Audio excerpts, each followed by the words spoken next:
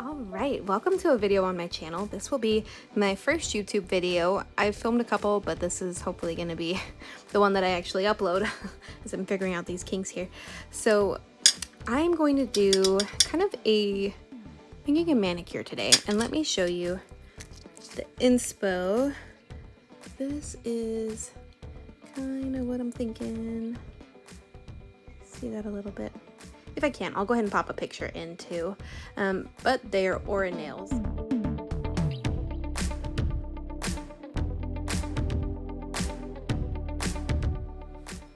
All right, let's go ahead and jump right in.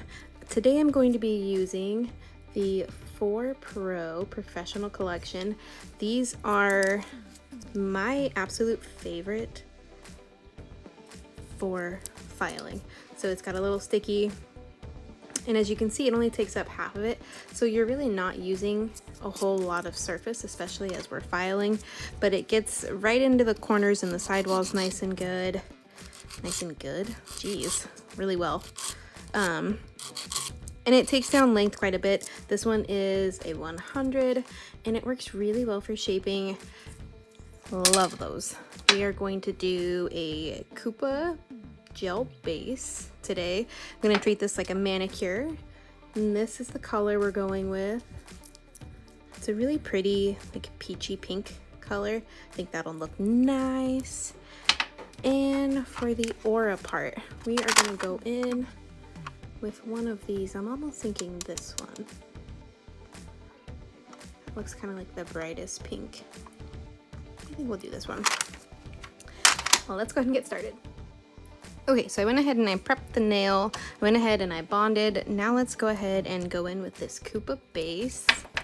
Now, like I said, I'm just treating this like a really simple manicure. Normally I would do a structured manicure, but in the interest of saving some product and just practicing the design itself, we're just gonna do a manicure.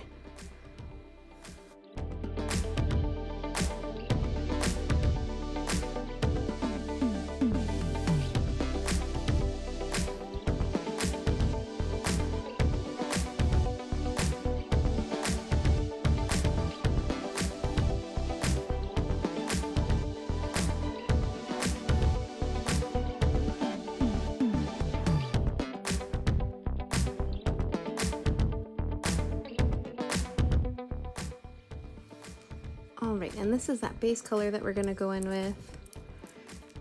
I think this is such a pretty color. It's always my go-to if somebody's like, I want like a nice kind of peachy, natural looking nail bed pink. That's always my go-to because it goes on a little bit sheer, so it looks very natural. So we're going to use that, and I think we're going to need a matte top coat, so let me grab that real quick. Alright, let's pull this out.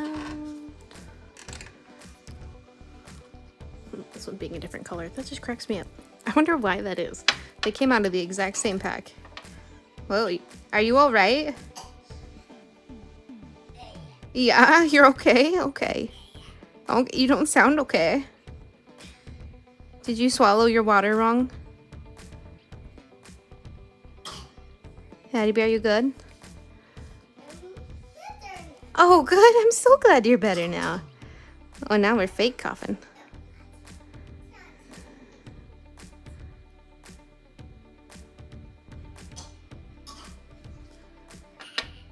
Are you good? Okay, drink your water. Toddlers.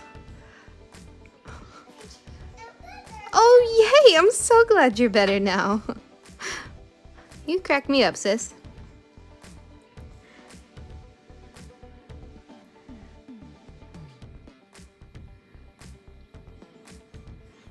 Okay, so there is the first coat, and I think we're gonna go ahead and go in with the second coat just to try and get this guy to match a little bit better to the others. So back in the light it goes.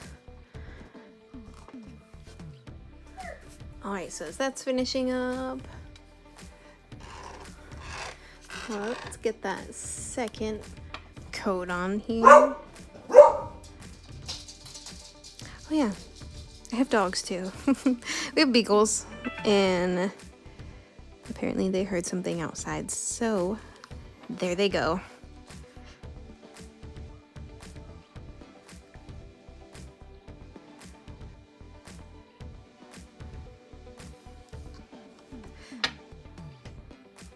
You know, I always wonder, I don't typically cap the free edge. I was taught to, but I just never really thought that it made a difference. What do you do? I'm interested. So if you are watching this, leave a comment below and let me know if you cap the free edges, you know, half the time, most of the time, none of the time. I'd say I'd probably do it like half the time, just because. Oh, there's hair. Look at that. Use my brush to get that out.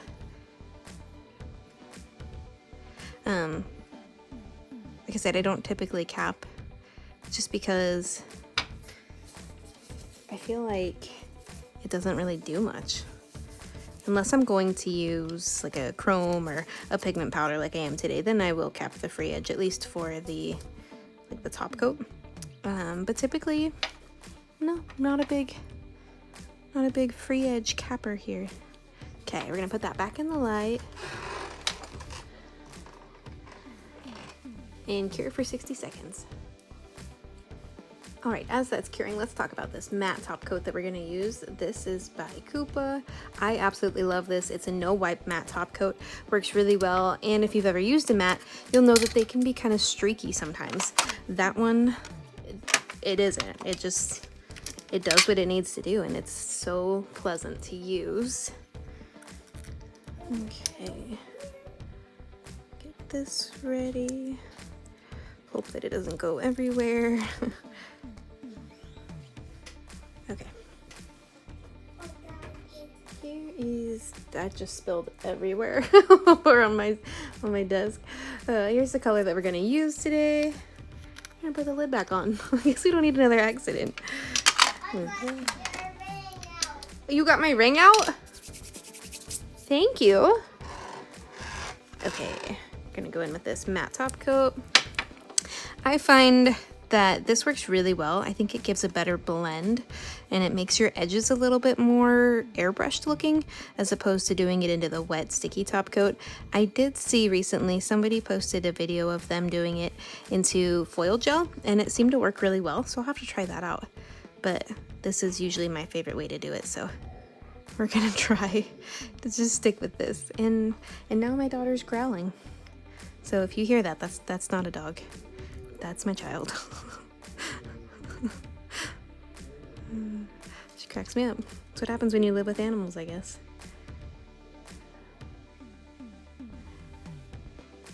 There's another hair.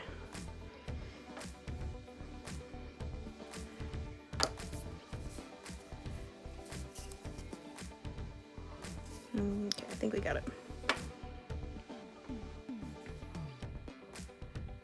It's kind of the problem with these practice hands. Everything sticks to the silicone around the fingertips. So you're forever trying to just pick stuff out and pick stuff off. Okay, so we are going to do that for about 30 seconds. This one in particular is a 60-second cure. There it is. LED for 60. So we're gonna half cure it. We're going to put our pigment powder on, and then we'll finish it out and let it cure for another 30 seconds. So while we wait for that, let me get, oh my gosh, that kid. My paper towel. Here is my pigment. Hi, Bodhi, I hear you. And let me grab a brush. All right, this is the brush that we're gonna use today. Pretty much a no-name. I think I got it in an Ipsy bag, but any fluffy eyeshadow brush will do. Okay, so let's go ahead and give this a go. I'm going to kind of tap off the excess here. Just start in the middle.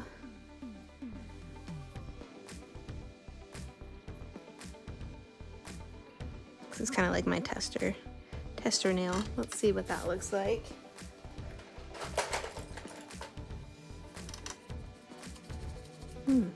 Not good. It looks not good. Okay, that brush might be a little too dense. Okay, so grab some alcohol. We're going to wipe it off. And let me move on to the next one. So let's actually try this guy here. It's a little bit floofier, if you know what I mean.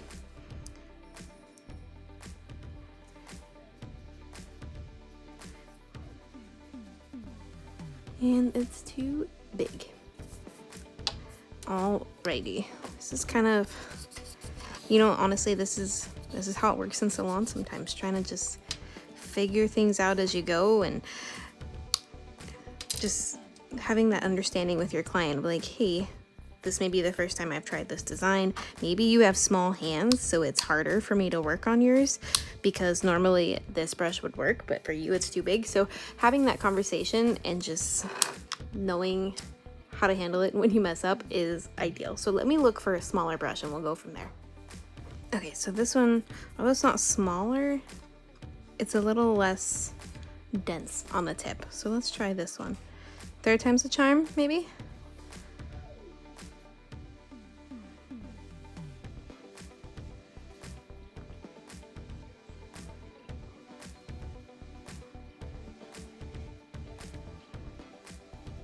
Okay, that's looking a little bit better. Let's see about this one. Now, I'm really not going back in and adding much product because this one is so pigmented. But of course, that wasn't enough, so.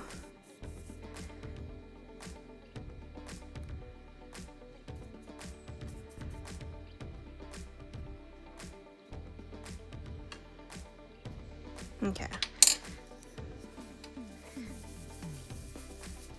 Make sure we don't have too much on there. Okay, I think that's a good start. So let's go ahead and top coat these two again, just to make sure that it's got some sticky there. On a client, you'd probably want to go in and buff it, but we're not going to worry about that.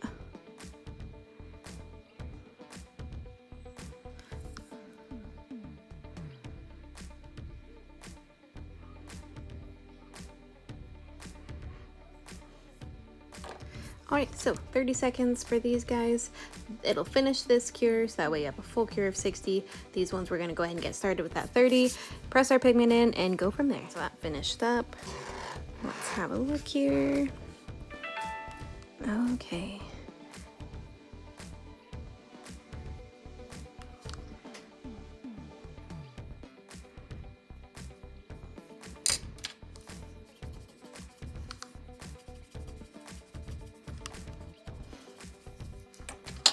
Okay, it looks okay. Let's go ahead and put that back in the light.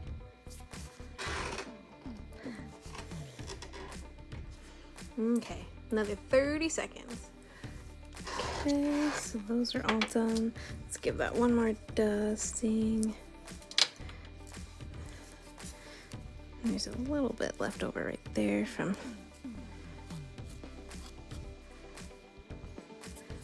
clean up that free edge. Okay, so I'm gonna go in with the Sheer Pink 101. This is kind of a in the moment type add-on.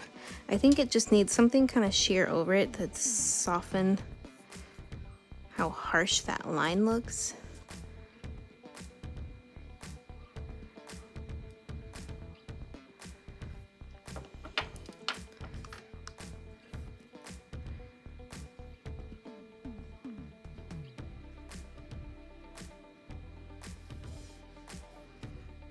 Okay, put those down.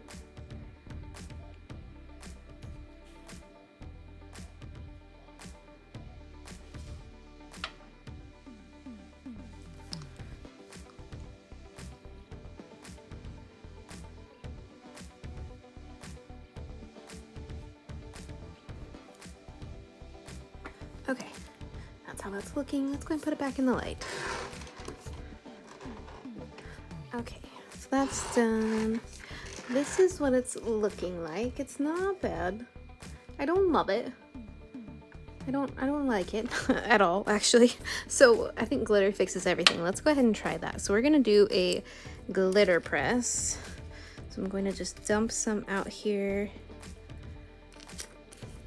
This is just craft glitter, so I'm not worried about wasting it, and we're just gonna go straight in.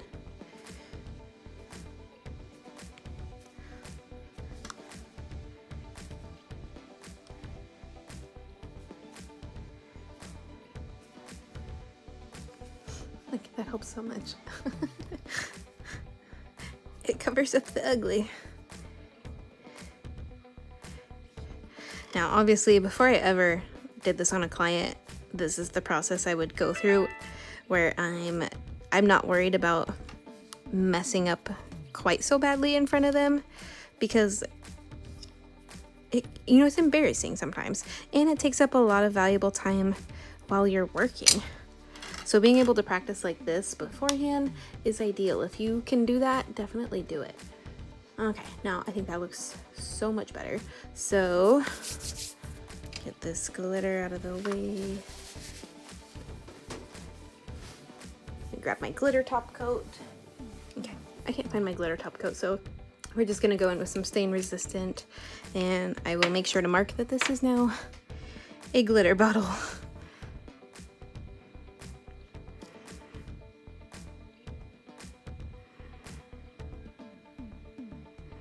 And the nice thing about a glitter press is that it doesn't leave much of a bumpiness. There's not really a whole lot of texture because it lays down pretty flat. So you don't have to encapsulate it again.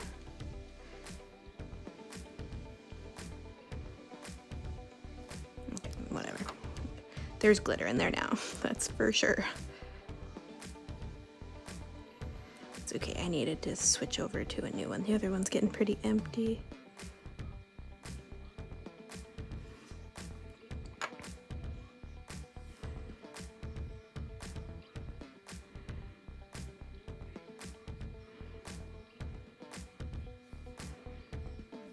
Okay, and stain resistant, the reason I picked this one is, over a non-wipe one, is because it leaves a sticky surface. And so I can go ahead and put this in Curate. This one I believe is 60. Yeah, I believe it's 60. We can cure it, and then I can do a little bit of nail art on top if I need to, or I can just give it a quick buff if I feel that there's something there that needs to be buffed, and we can just move on rather than having to worry about not being able to top coat a no wipe top coat twice. A lot of times that will lead to cracking or peeling, and if you can avoid that, it's just all the better. Okay, so for the nail art, I'm gonna go in with Fizz and the striper brush. Thought it had it written on there, it doesn't. This is the striper brush from Young Nails. All right, and here they are. So let's do some stars.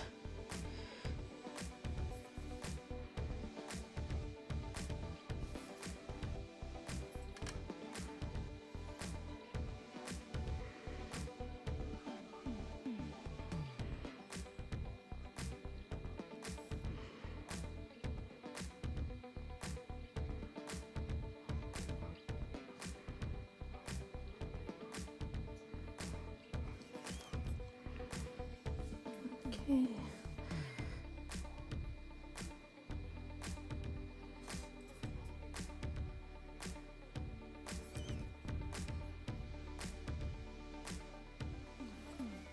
Okay, and to do the other side, I'm gonna have to turn it around. Go at it from this angle.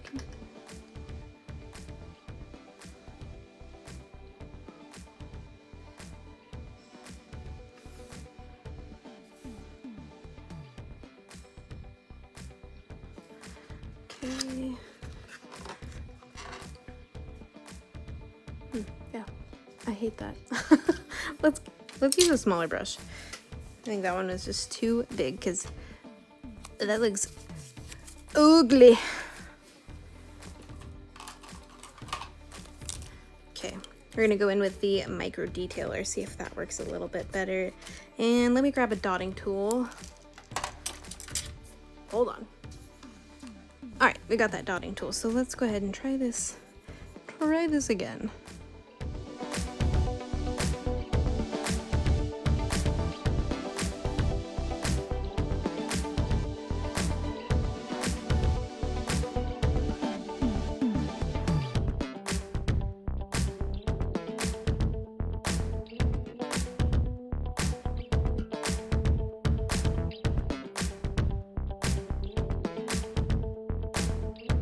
Go ahead and get that light in the cure.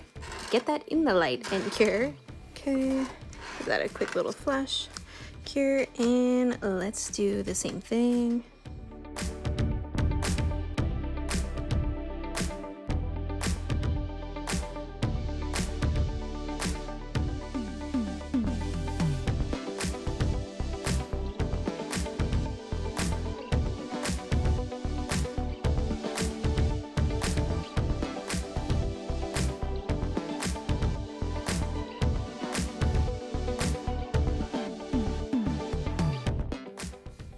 Okay, now let's go back in and put another top coat on there. The Mission Control dries or cures tack-free, but just in the interest of making like triple sure that there's no glitter that you can feel. Go ahead and do this.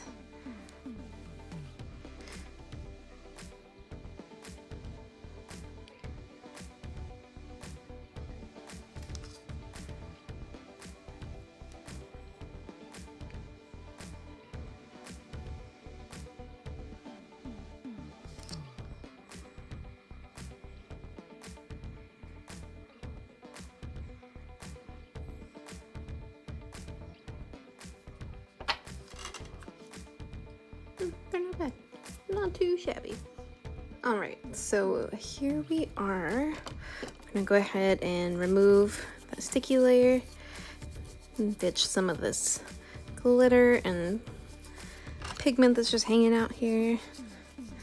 Now that we've top coated, it's safe to do that without fear of removing any of your design.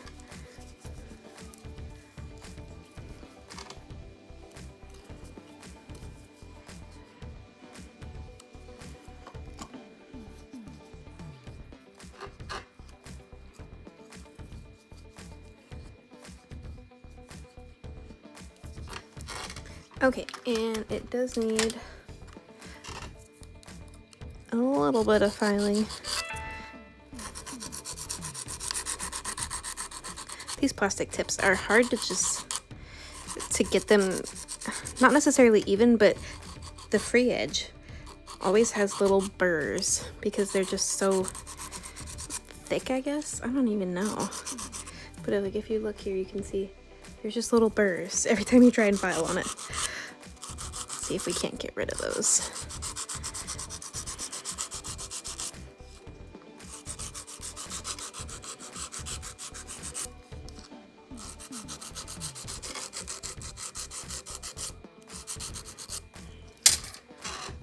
Okay, and I'm going to use this. If you've not used one of these are really great. They're like a body brush for in the shower, and some water, and we're just gonna try and get rid of dust and glitter and all of that goodness. Okay, and here are the finished nails. Go ahead and get a picture, maybe a video. You can see them up close a little bit better, but thanks for watching my video. It was kind of a disaster from start to finish, but that's okay. You know, I'm learning. I'm not going to be too hard on myself. And the reality is, this is real life. When you're in salon, these kinds of things happen all the time, and being able to overcome them, work through them, and make sure that your client leaves happy is really the most important part, because a happy client is a client that comes back. So with that being said, thanks again for watching, and I'll see you next time.